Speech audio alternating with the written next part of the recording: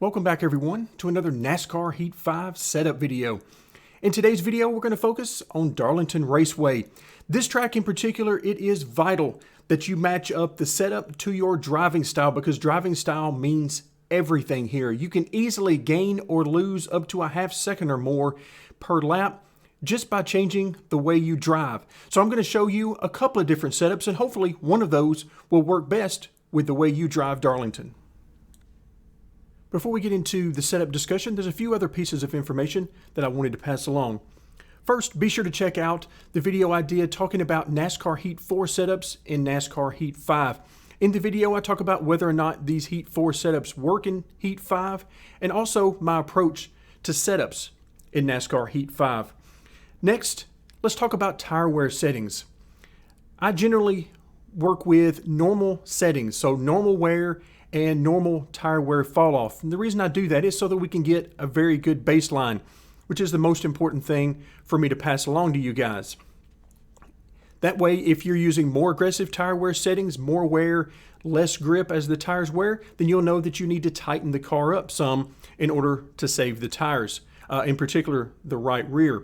If you're using less aggressive settings, which would be less tire wear, more grip in the tires as they wear, then you know that you can get by with running a little bit looser setup. So using normal settings for both tire wear as well as grip fall off allows me to create that baseline. I do enjoy using the other settings, particularly having the more aggressive settings and less grip as the fall off happens, but I think normal on both tire wear and fall off gives us a very good baseline.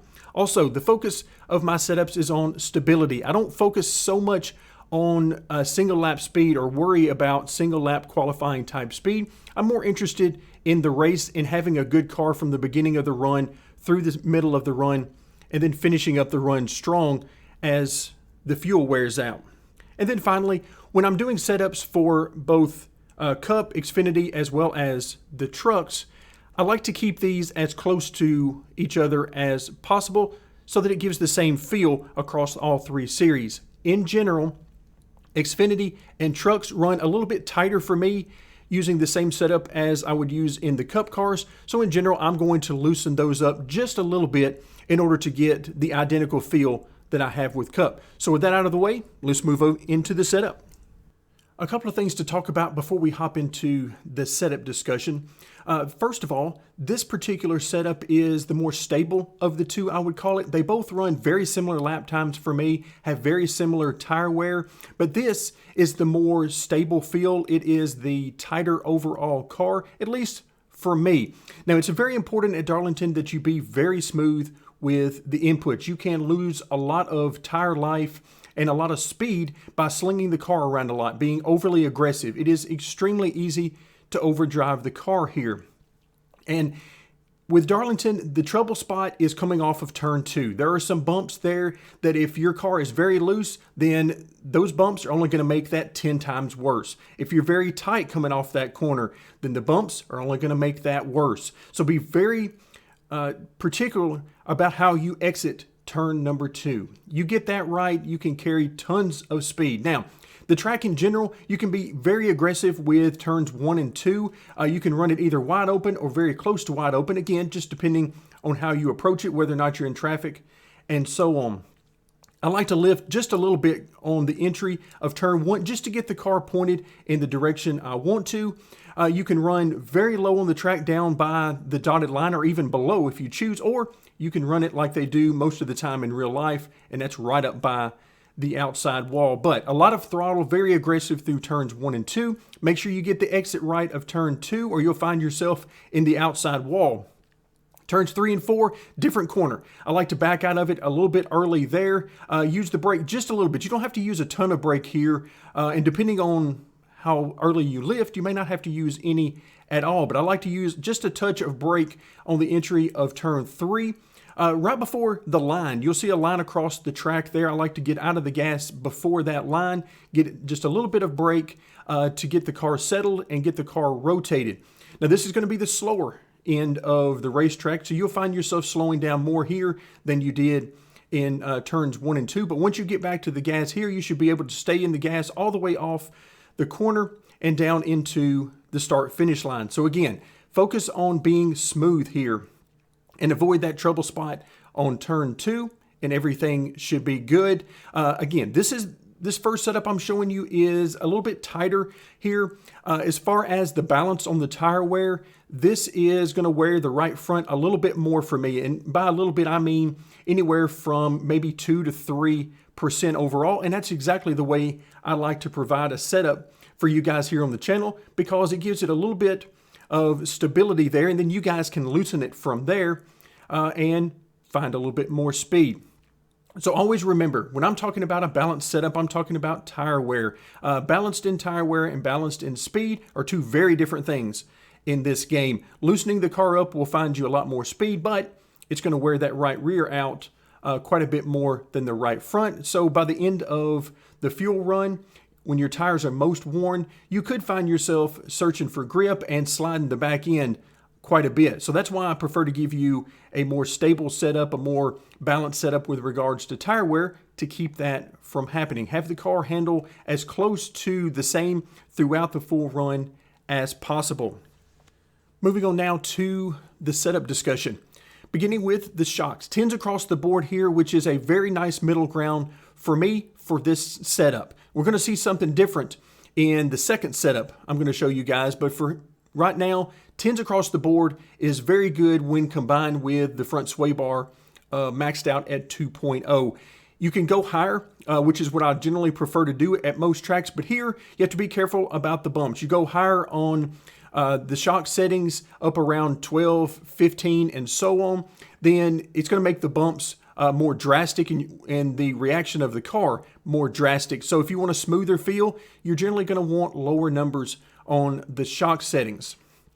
Just be careful about getting too low here when combined with the front sway bar of 2.0, because the car can become more erratic. So we need a little bit higher number here paired with the front sway bar. And again, 10s across the board works well for that. The one exception being the right rear bump. So I'll set that a little bit softer so that it gives you a little bit easier ride over the bumps, particularly on the exit of turn 2. But there's no reason why you can't use the same number here as we see in the other 3 corners of the car. But again, my preference is generally to use a little bit softer on the right rear bump, just to give a little bit better feel.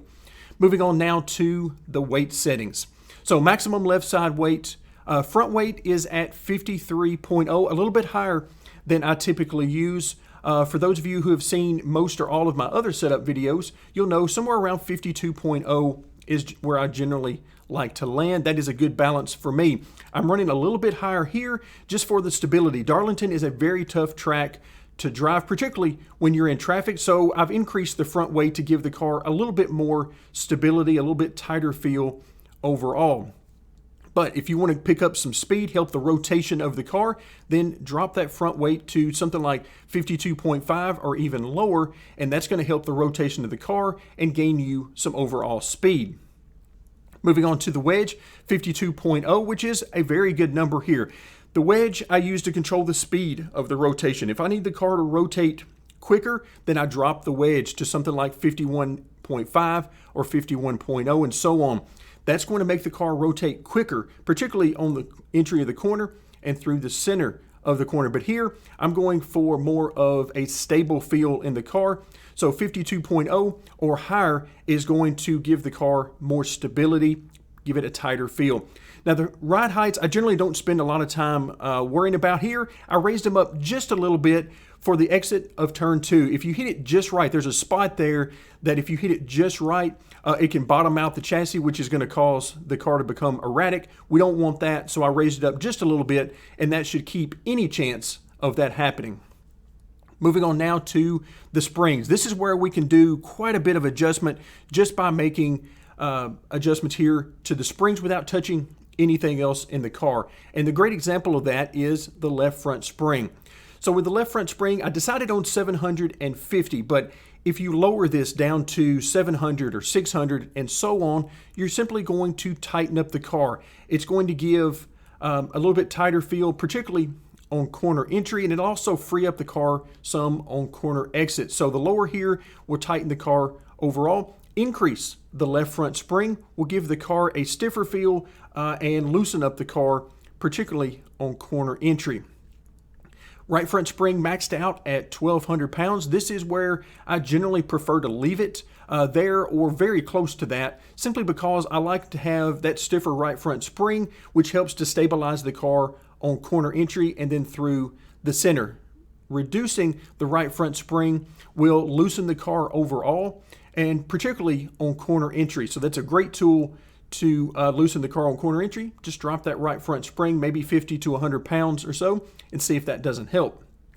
Moving to the rear of the car, 100 pounds of split in the rear springs, and this works really well if you're very smooth on the throttle. If you're very aggressive with the throttle, 100 pounds might be too much, and you might be erratic whenever you get back to the throttle, particularly in the center of the corner and exit. So 100 pounds of split here, that helps the car to rotate when you get back to the throttle. The more split you use in the rear springs, the more the car is going to rotate. The looser the car is going to be when you get back to the gas. So reducing this split will have the opposite effect. It will want to tighten the car and stabilize the car when you get back to the throttle. So again, it's all in how you use the throttle. Darlington has two very different ends of the track, so you'll have to work a balance here in what splits you want to use.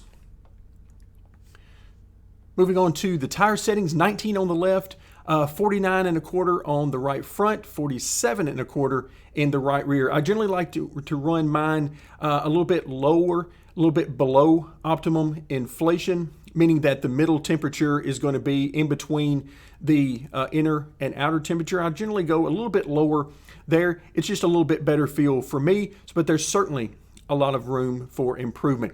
In general, think of the tires the same way you think of the springs. If you want the car to turn better, if you want the car to be looser, then increase that right rear pressure.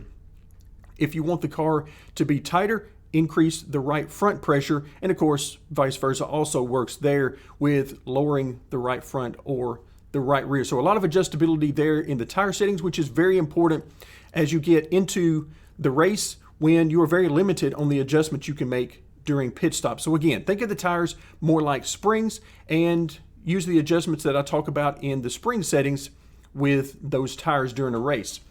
Moving on now to the miscellaneous settings. +3 and -3 on the front camber. Those are pretty much default settings for me. You can get by with using more camber than that. You just have to be careful. Certain tracks will punish that with increased tire wear.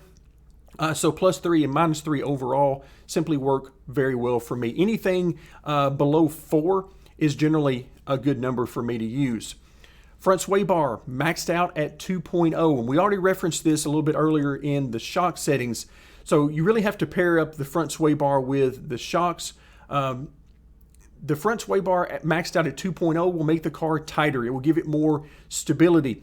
If you start lowering the front sway bar by 1 to 2 clicks, that's going to help the car to rotate. It's going to make the car looser and take some stability out of the car. So you're going to have to do some other things in the setup to get that stability back. And in fact, we're going to look at that here in just a moment with setup number 2 today. Track bar, very high, nearly maxed out on both sides, 15 inches on the left, which is the maximum height, 14.5 near maximum on the right-hand side of the car. So a little bit of a negative split, meaning that the left side is a little bit higher than the right side. That's just to give the right rear corner just a little bit more grip and tighten up the car on corner exit. As a general rule, I use the left-hand side to adjust the entry to the corner, higher being a looser, freer entry to the corner. And as I drop it, that's going to tighten up the entry to the corner. Right side generally I use for the exit of the corner. The higher the right side track bar, the looser overall you're going to be. Lowering that gives you the opposite effect.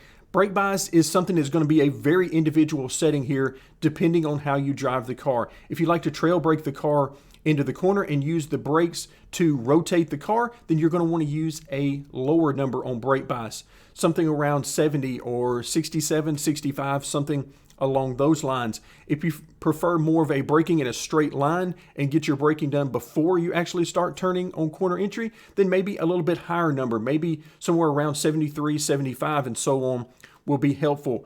The higher the brake bias, the tighter the car will be under braking.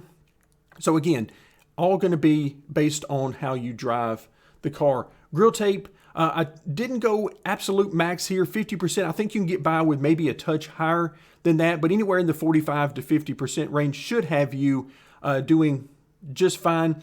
The main thing with the grill tape is make sure you don't get the engine overheating. When you get up around 260 degrees on the engine temp, that's going to cause some trouble, so just stay clear of that and you should be fine.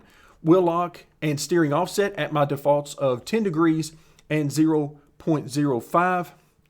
The wheel lock is a great way to adjust the quickness of the steering, the reaction of the steering. If you want quicker steering out of the car, then increase the wheel lock to maybe something like 15, 17, and so on, and that will give you quicker steering reaction out of the car. The opposite of lowering the wheel lock will give the opposite effect. So if you drop this to something like 6 to 8 degrees, that's going to give you a slower reaction time. You'll end up using more wheel in the car to get the car to turn. So this is very much a preference issue, but 10 degrees overall works very well for me most everywhere, except for maybe the dirt tracks where I prefer a little bit higher number here and a little bit quicker steering.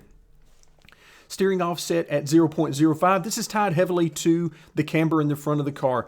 The more camber you're using, which in general somewhere around 3 to 4, 0.05 works very well for me. Increasing this number will reduce the amount you have to turn to right on the straightaway.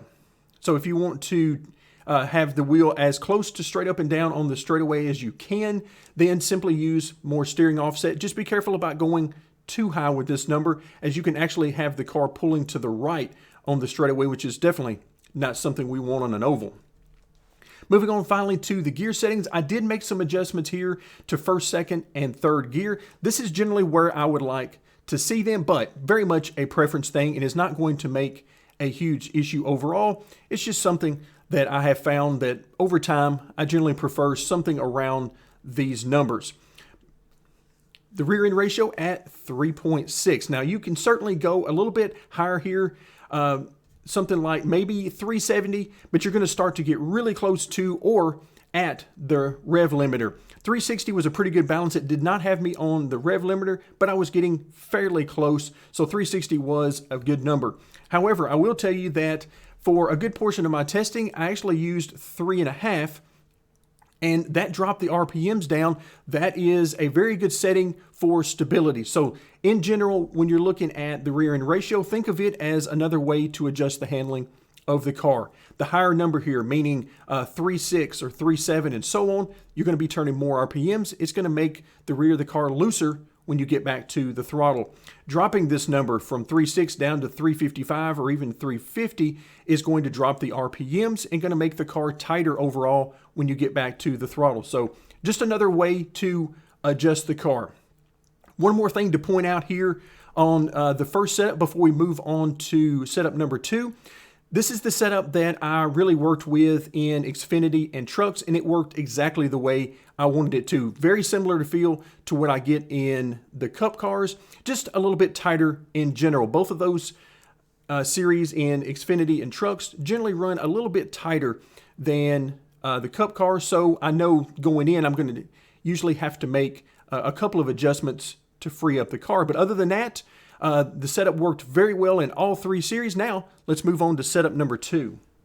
We're not going to spend a great deal of time talking about this setup because we've already covered everything earlier in the video, but I do want to take a moment and point out some of the differences and why they're different in this setup. Beginning with the shock settings. Here you see the 3.5 setting for bump and rebound across the board, all 4 corners, and that is similar to what I've used in previous installments of the NASCAR Heat series. It works just fine here as well. I mentioned earlier in the video that you really want to pair up your shock settings with the front sway bar here.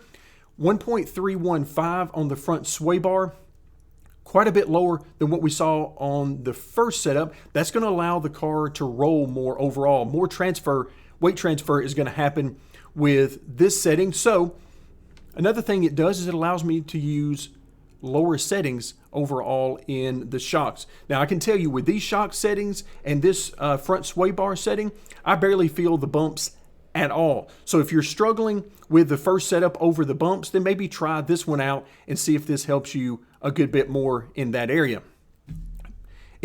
weight settings, front weight at 52.0, a reduction of 1% over what we saw in setup number 1, but the wedge is higher at 53%. So this is all a balance between front weight and wedge of controlling the rotation of the car. So keep that in mind. Spring settings, rear of the car, no split in the rear springs. Both of these are the same. Now you can certainly move these up or down.